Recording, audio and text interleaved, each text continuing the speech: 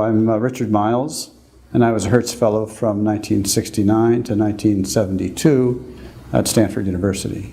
Well, of course, I started out as an interviewer for the Hertz Foundation at Wilson Talley's invitation, and found that was tremendously rewarding and also an opportunity to give back. And joining the board was another possibility to, make more of an impact in the foundation, donate more of my time to something that I think is worthwhile. And that's why I did it.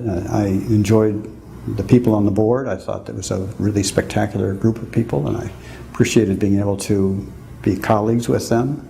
I think that some of the decisions that the board made were very innovative and far-reaching, and participating in that was an important part of something I thought I could do for the country and for my profession. So that's why I joined it.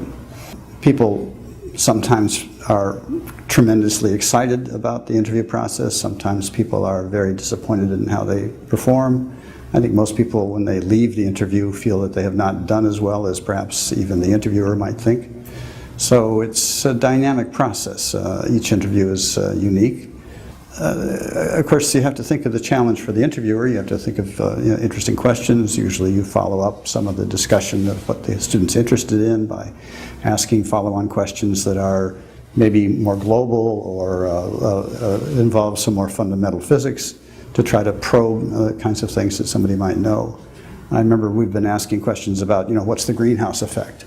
And it's surprising to me how many people don't really know what that is, even though they're in the scientific community, and think that that would be something that they should have, been knowledgeable about. But the questions can go anywhere. How far can a bird fly? Why is the sky blue?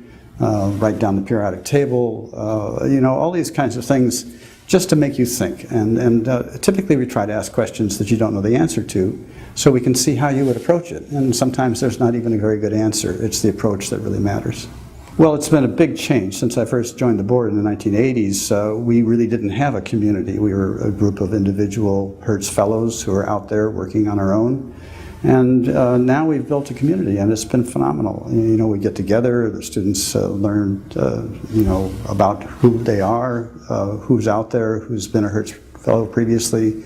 We have wonderful discussions, they have challenging projects, and it's built a community which I think has been very successful and is reaching out in a way that we never did when I was a Hertz Fellow. We were pretty much alone back in the early 70s and didn't even know who else had Hertz Fellowship.